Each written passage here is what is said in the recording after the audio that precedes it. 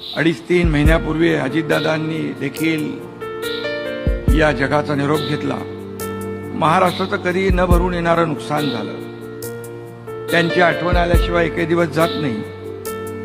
ते कधी येऊन आम्ही तिघं आमची टीम होती आणि कधी येतील आणि काय एकनाथराव असे हाक कानी पडेल, परंतु ते आता शक्य नाही।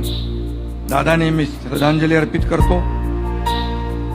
ओ जाने वाले हो सके तो लौट के आना असं आपण म्हणतो, पण आशाताई असो किंवा अजितदादा असो, आता त्यांच्या आठवणींचं आपल्याला पुढे जावं लागेल। शो मस्ट गो ऑन असं म्हणतात, त्यामुळे आपल्याला सारी दुःख पचवून पुढे जायचं।